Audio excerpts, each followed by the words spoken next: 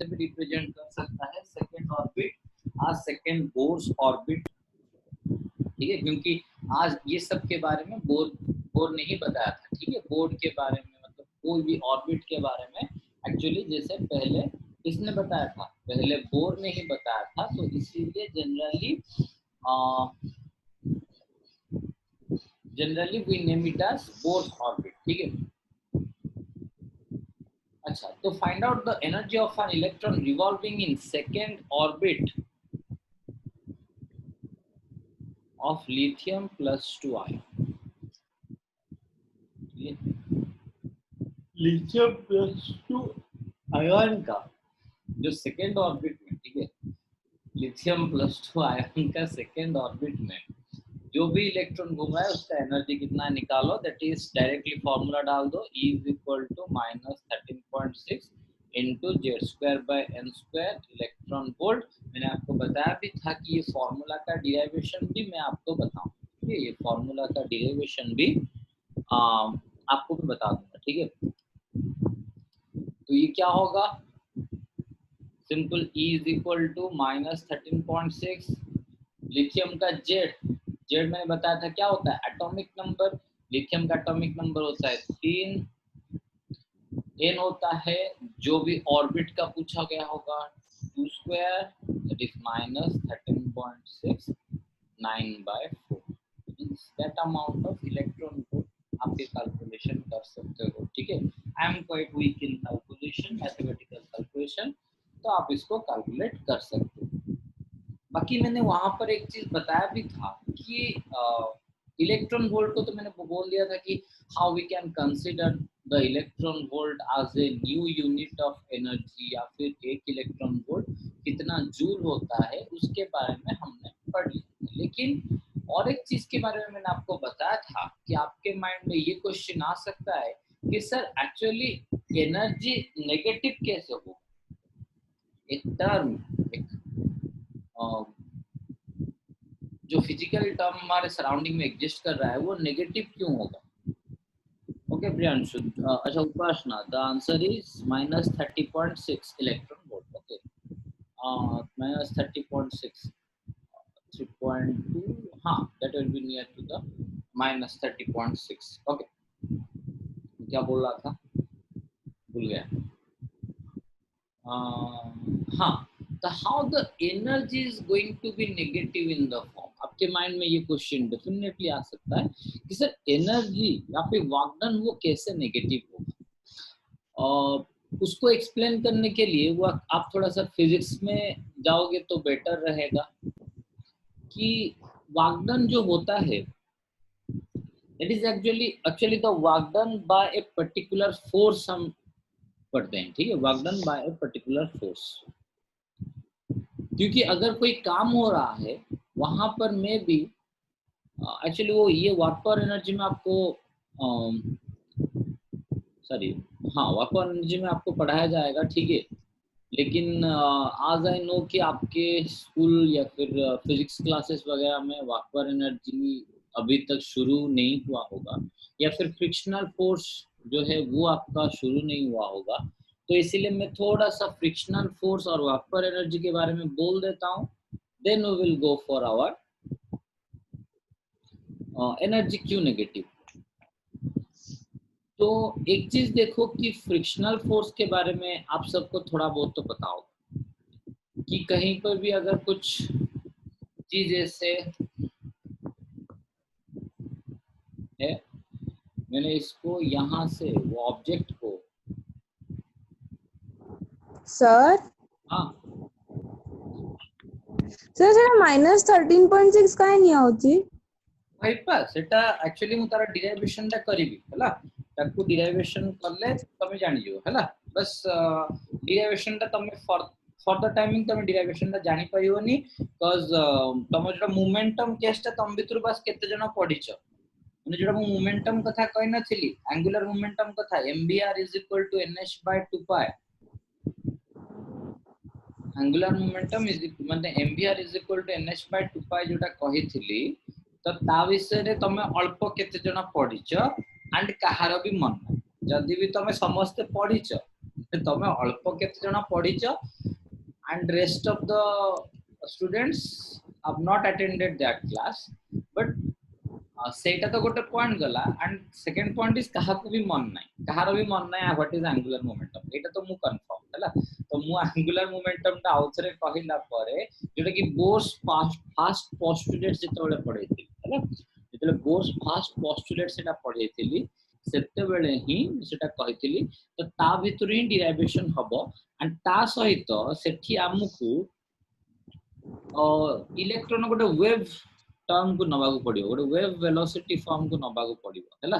तो मु आज से पर्यंत जाइनी जेतबे डी ब्रोग्लीस इक्वेशन अछि सेटा पढेबी एंड प्रिंसिपल क्वांटम नंबर अछि सेटा पढेबी। तो quantum numbers and de Broglie's equation पढेला परे मोटे डेरिवेशन कर देबे how actually the -13.6 term arises हैला, केमिते एक्चुअली -13.6 टर्म ता बाहर अछि मु डेरिवेशन करिवि हैला। कस तमरो मे बी जेई मेन में क्वेश्चन पड़ जियो, बट जेई एडवांस रे तार जोटा पैरेंटल फार्मूला, तो से पैरेंटल फार्मूला ऊपर क्वेश्चन आसबो जे जो फार्मूला एक्चुअली -13.6 ता बाहर छि तारि ऊपर क्वेश्चन आसबो। ठीक है मु सेटा कहबी। तो अल्टीमेटली एपे तमे ଟିକେ फ्रिक्शनल फोर्स विषय देखो। तो जनरली मु गोटे ऑब्जेक्ट ऊपर लेट मु गोटे ऑब्जेक्ट ऊपर एपुड को फोर्स पकोची in the form of 10 newton हला, मु एपुड को फोर्स पकोची 10 न्यूटन ऑफ फोर्स, ठीक है। But the object is moving, object is obviously moving in this direction just as 5 meter है ना। तो 5 मीटर से मूव कर है ना। तो मु 10 न्यूटन फोर्स पकेची, मु फोर्स पकेची 10 न्यूटन एंड से सेम फोर्स रे 5 मीटर मूव कर।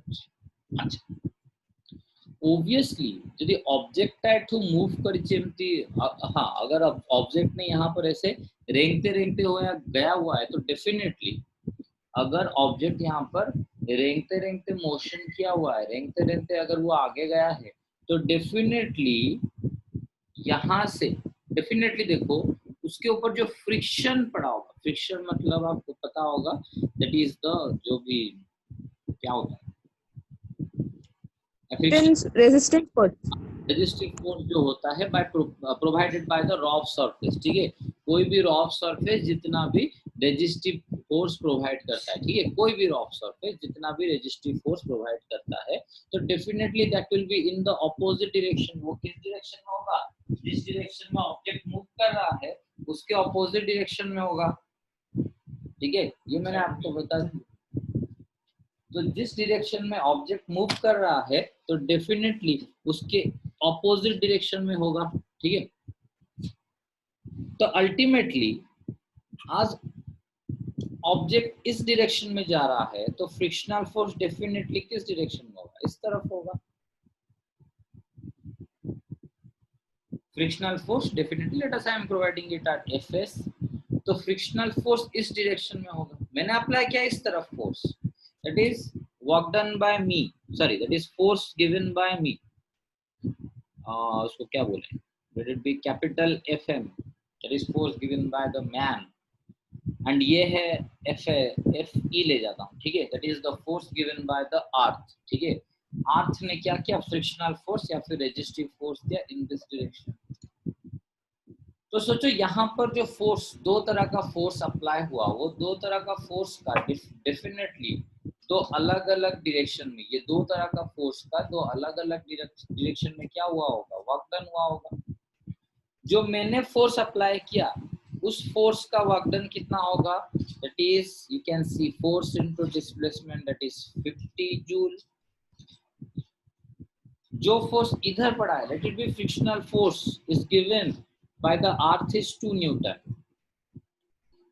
तो उसने जो मोशन किया हुआ है तो उसने जो फोर्स मतलब फ्रिक्शनल फोर्स जितना भी आया है तो उसका यूनिट कितना होगा, देखो that is work done is equal to force into displacement. अच्छा लेट इट बी, मैंने फोर्स को माइंडफुल देखो, इस तरफ अगर मैंने पॉजिटिव एक्स एक्सिस लिया तो इस तरफ क्या होगा, नेगेटिव एक्स एक्सिस। तो इसी पॉइंट से आप देख सकते हो जो force given by man is 10 Newton in this direction, force given by man is 10 Newton in this direction. and force given by earth or the frictional force is 2 Newton in this direction. अगर मैंने मेरे case में force को कितना लिया +10 into 5, तो definitely इस case में कितना लूंगा -2, क्योंकि फोर्स इधर किस डायरेक्शन में है, नेगेटिव एक्स एक्सिस में है, दैट इज -2 इनटू इधर फोर्स कितना हुआ है, दैट इज अच्छा यहाँ पर डिस्प्लेसमेंट कितना हुआ है, वही 5 मीटर, फोर्स इधर आ रहा है, that is -2, force is applied in the negative axis, that is -2, but the movement or the displacement is definitely the 5 meter, उसी तरह मतलब वही डायरेक्शन में पॉजिटिव डायरेक्शन में हो रहा है, that is 5 मीटर, तो that is -10 जूल। तो जब फोर्स एंड फ्रिक्शनल, जब फोर्स एंड जो डिस्प्लेसमेंट ऑपोजिट डायरेक्शन में हो रहा है, यू कैन सी नाउ, जैसे कि फोर्स नेगेटिव एक्स एक्सिस में बट डिस्प्लेसमेंट किधर रह रहा है, पॉजिटिव एक्स एक्सिस में, obviously the object is moving in the positive axis, object is moving in the positive axis, ठीक है, ऑब्जेक्ट एक्चुअली पॉजिटिव एक्सिस में मूव कर रहा है, तो डेफिनेटली उस हिसाब से अगर ऑब्जेक्ट पॉजिटिव एक्सिस में मूव कर रहा है, तो डेफिनेटली उस हिसाब से आप देख सकते हो, पॉजिटिव में डिस्प्लेसमेंट, नेगेटिव में क्या force, that is -2 into 5 -10 joule हो गया। तो ऐसा नहीं है कि किस फोर्स, मतलब work done can not be positive और कैन नॉट बी नेगेटिव, जो भी हो रहा है actually that depends upon the direction of force apply, कौन से डायरेक्शन में फोर्स अप्लाई हुआ है और कौन से डायरेक्शन में डिस्प्लेसमेंट हुआ है, ठीक है, that depends upon the force. जब आप वर्क पर एनर्जी पढ़ोगे, इसका बहुत ही लंबा चौड़ा वाला न्यूमेरिकल भी आप सॉल्व करोगे, ठीक है, maybe it's quite not efficient to explain you the physics theory, ठीक है, तो फिर भी मैंने जो वर्क डन यहाँ पर निकाला, ठीक है, वो कैसे नेगेटिव हुआ सबको शायद पता चल गया, क्योंकि फोर्स का जब मैं डायरेक्शन ले रहा हूं, तो अगर फोर्स का एक इस तरफ अगर मैंने पॉजिटिव लिया, तो इस तरफ डेफिनेटली मैं क्या लूंगा, नेगेटिव ही लूंगा, तो नेगेटिव लेने से फोर्स किस डायरेक्शन में आप कर रहा है, -2.5, that is equal to -10 joule. तो अच्छा, ये फिजिक्स का जो थ्योरी है किसको समझ में नहीं आया, ये फिजिक्स का फंडा है, किसको समझ में नहीं आया कि कैसे एक्चुअली हुआ, माइनस कैसे हुआ, सबको आ गया, अच्छा, इट्स क्वाइट एस्टोनाइजिंग कि सबको कैसे आ गया, ठीक है, ऐसे तो नहीं होना चाहिए, ओके। तो फाइनली तो मुझे बस प्रूफ करना था कि how the work done can also be negative, work done कैसे नेगेटिव हो सकता है या फिर एनर्जी कैसे नेगेटिव हो सकता है, वो बस मुझे आपको शो करना था, जो कि मैंने आपको शो कर दिया, ठीक है। तो कुछ उसी तरह जो मैंने एनर्जी का फॉर्मूला लिखा था, वहां पर there is also a minus term, ठीक है, वहां पर भी एक नेगेटिव टर्म रह सकता है, okay. Now we will go for, ये तो खत्म हो गया आपका क्या अबाउट द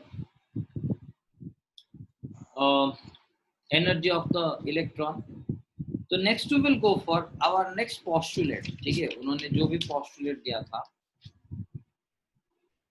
उसके बारे में हम पढ़ेंगे कि जब इलेक्ट्रॉन घूम रहा है, ठीक है, जब इलेक्ट्रॉन घूम रहा है, मैंने एक चीज आपको ये भी बता दिया था लास्ट क्लास, बस ऐसे कोई अलग सा थ्योरी में आपको बता रहा था, और मैं कुछ वो वाला कंसेप्ट बोल गया था कि energy is actually fundamentally of two types, one is kinetic energy, another one is potential energy, मैंने बता दिया था, ठीक है। हमारे सराउंडिंग में जितने भी फॉर्म्स ऑफ एनर्जी है, थर्मल एनर्जी, इलेक्ट्रिकल एनर्जी, या फिर क्या होता है ग्रेविटेशनल एनर्जी, जो भी एनर्जी है हमारे, light energy, those are nothing but can be separated into two basic category of energy, that is one is potential energy and another one is kinetic energy, ठीक है। every single element, every single energy can be subdivided into these two part of energy, one is kinetic energy, second one is potential energy, अच्छा, तो ऐसे अगर दो part में हम divide कर पाएंगे, एक काइनेटिक दूसरा क्या पोटेंशियल, तो ये देखो कि जनरली इलेक्ट्रॉन जब भी मोशन कर रहा होगा, ठीक है, इलेक्ट्रॉन जब भी उसके चारों तरफ मतलब वो न्यूक्लियस के चारों तरफ ऑर्बिट कर रहा होगा, तो वो भी दो फॉर्म ऑफ एनर्जी में एग्जिस्ट कर रहा होगा, वो भी दो फॉर्म ऑफ एनर्जी में एग्जिस्ट कर रहा होगा, that is kinetic energy and potential energy. तो देखो, जब काइनेटिक एनर्जी उसके पास कुछ ना कुछ होगा तो डेफिनेटली उसका कुछ वेलोसिटी भी होगा। और बाकी ये भी तो हमको पता है कि न्यूक्लियस के चारों तरफ वो ऐसे रेस्ट में नहीं रहता है, electron continuously orbits around the nucleus. ये भी नील बोर ने बताया था कि न्यूक्लियस के चारों तरफ वो ऐसे क्या होता है, ऐसे चुपचाप खड़ा नहीं होता है, वो ऐसे कंटिन्यूअसली ऑर्बिट करता रहता है अराउंड द न्यूक्लियस। तो जब वो न्यूक्लियस के चारों तरफ कंटिन्यूअसली ऑर्बिट करता रहता है, मतलब कंटिन्यूअसली ऐसे रिवॉल्व करता रहता है, तो डेफिनेटली उसका कुछ ना कुछ तो वेलोसिटी भी होगा, ठीक है, उसका कुछ ना कुछ तो वेलोसिटी भी होगा।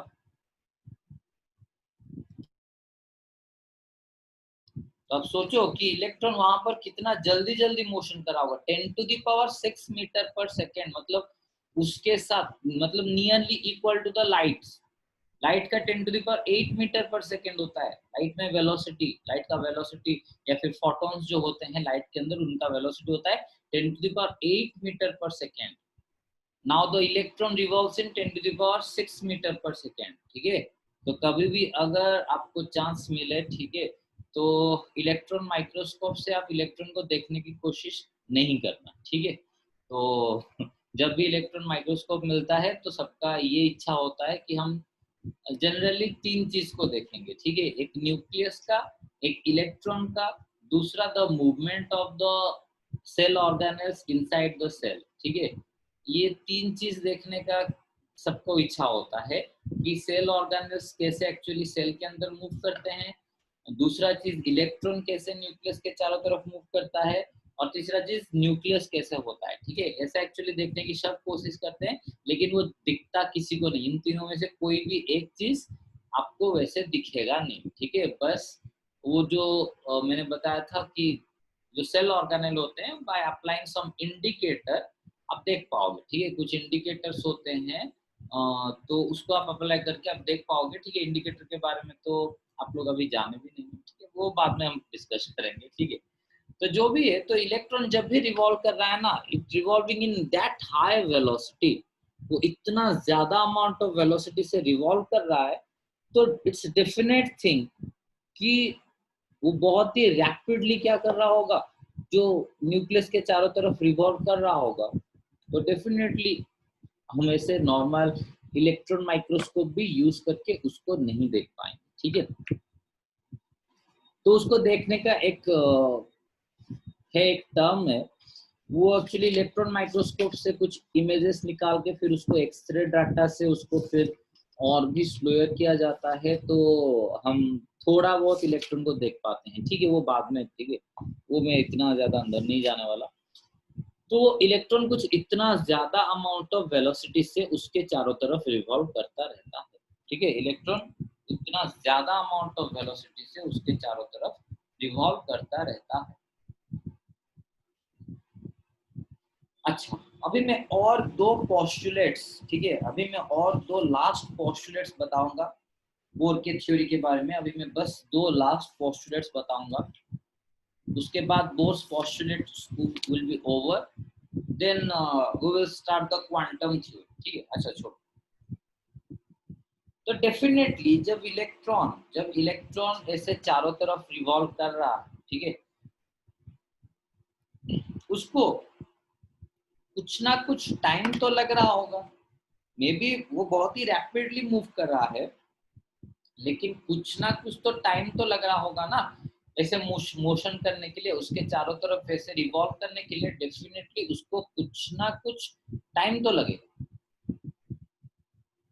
तो वो टोटल इलेक्ट्रॉन ऐसे एक ऑर्बिट के चारों तरफ रिवॉल्व करके आने के लिए, टोटल इलेक्ट्रॉन ऐसे चारों तरफ रिवॉल्व करके एक बार उसका मोशन कंप्लीट करने के लिए, या फिर एक बार पूरा कंप्लीट सर्कुलर पाथवे को रिवॉल्व करने के लिए, इलेक्ट्रॉन एक बार ये कंप्लीट सर्कुलर पाथवे से रिवॉल्व करने के लिए, तो डेफिनेटली उसको कुछ ना कुछ टाइम तो लग रहा होगा।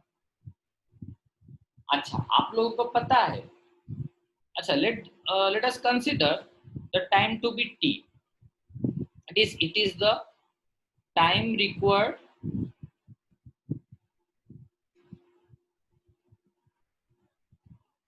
to complete one rotation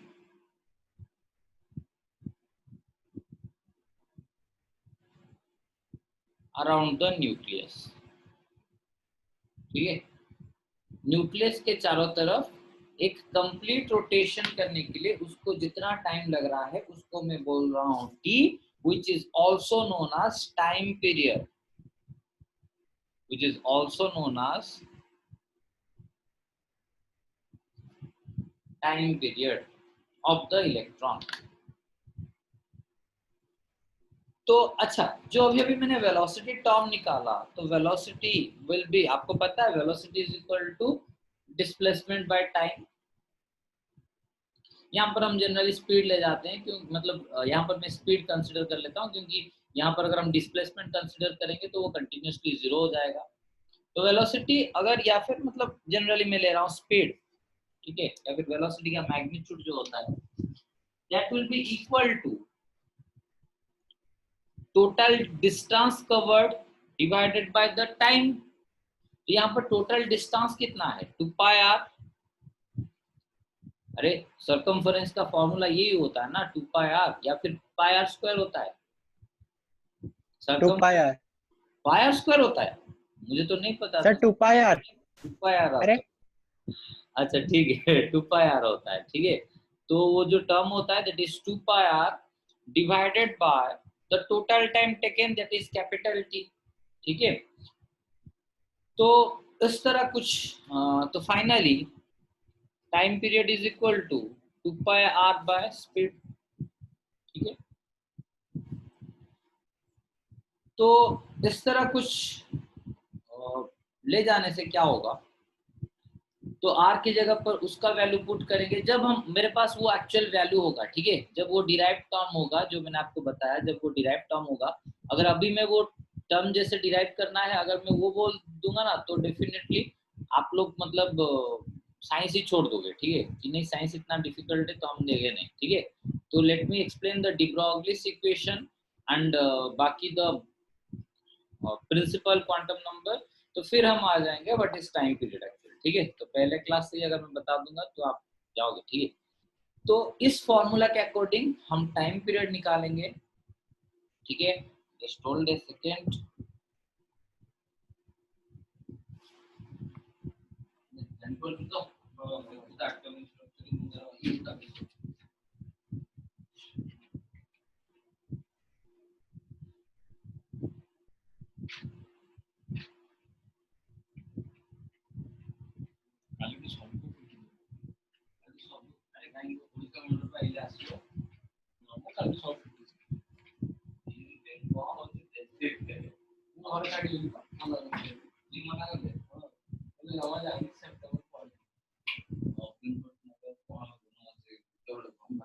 चिकना नहीं तुम सेप्टेम्बर करना है ये तुम घरे तो आने जो सब मेसिन से और घरे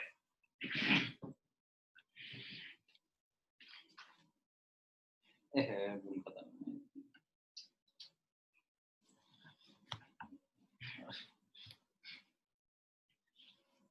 घर में धीरे धीरे ट्रेडमिल भी पकई थी ट्रेडमिल तो ऑब्वियम सब रखी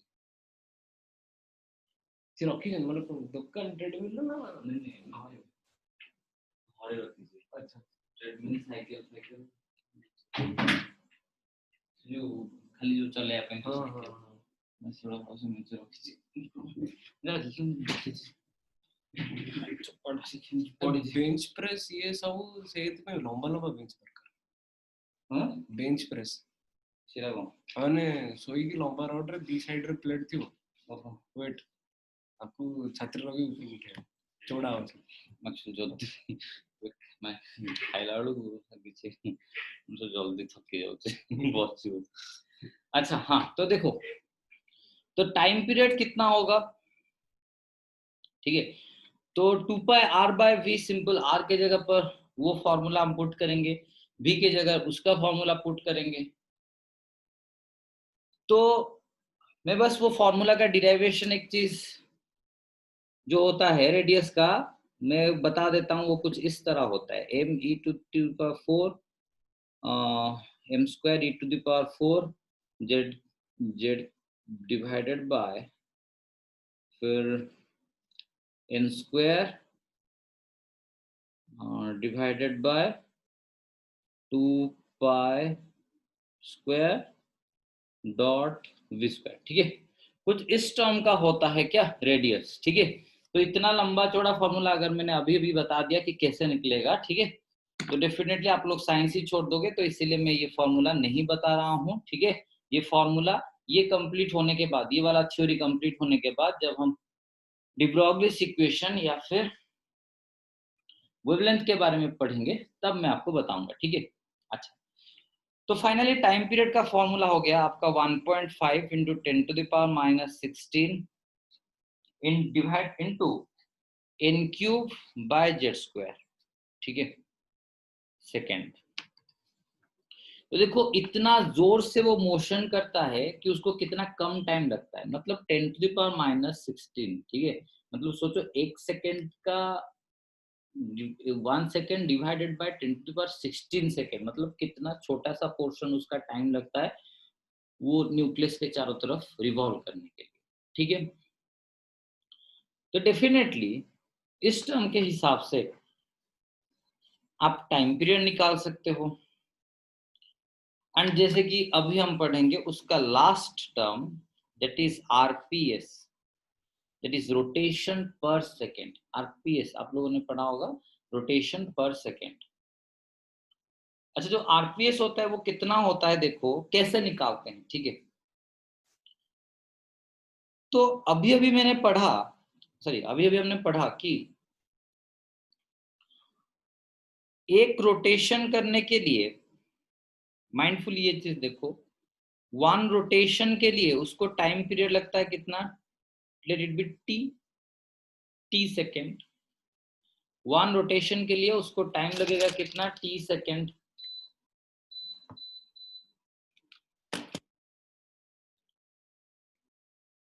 तो मैं इसको रिवर्स करके लिख सकता हूं, that is in t second the electron having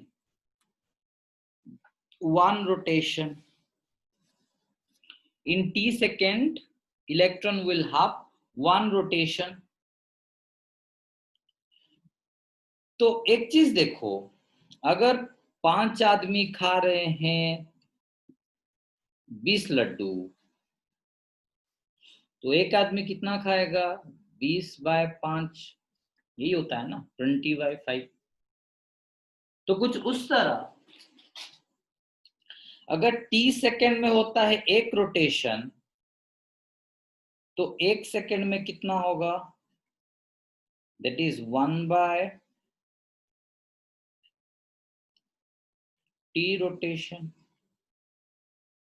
simple, 1 rotation के लिए t सेकेंड लगता है, या फिर मैं उसको रिवर्स करके लिख सकता हूं, t सेकेंड में होता है 1 रोटेशन। तो 1 सेकेंड में कितना रोटेशन होगा, that is 1/t rotation. 1 second में कितना रोटेशन होगा, 1/t रोटेशन। यहां पर मैंने क्या लिखा था, रोटेशन पर सेकेंड और रिवॉल्यूशन पर सेकेंड। अच्छा, मुझे एक चीज याद दिलवाना, आज किस रिवॉल्यूशन और रोटेशन क्या होता है उसके बारे में बताऊंगा, ठीक है। Difference between the rotation and revolution, rotation per second, और कौन सा टर्म हमको यहाँ पर यूज करना बेहतर होगा, ठीक है। हमको कौन सा टर्म यूज करना बेहतर होगा और बोर ने कौन सा टर्म दिया था, ठीक है, उसके बारे में अब मुझे थोड़ा सा याद दिलवाना। At the last of the class मैं आपको वो चीज बता दूंगा। अच्छा, t सेकेंड में हो रहा है 1 रोटेशन, तो 1 सेकेंड में कितना होगा, 1/t रोटेशन। 1 सेकेंड में डेफिनेटली होगा कितना, 1/t रोटेशन। तो रोटेशन पर सेकेंड मतलब 1 सेकेंड में कितना रोटेशन हो रहा है। रोटेशन पर सेकेंड का मतलब क्या हुआ, 1 सेकेंड में कितना रोटेशन हो रहा है, जो कि अभी हमने देखा क्या, 1 सेकेंड में रोटेशन कितना हो गया, 1/t रोटेशन। तो this one can be known as rotation 1/t can be known as rotation per second, otherwise we can consider that as frequency।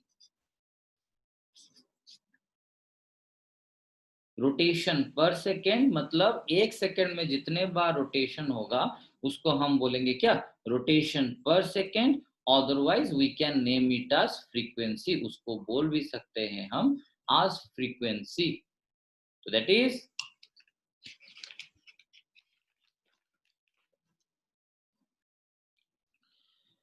RPS is equal to 1/t. So that is 1/2 pi r by v, which will be equal to v by 2 pi r, which is equal to v by 2 pi r. तो RPS हो गया that is v by 2 pi r। Join कर लेना, ठीक है, class अगर खत्म हो गया तो ज्वाइन कर लेना और एक बार, ठीक है।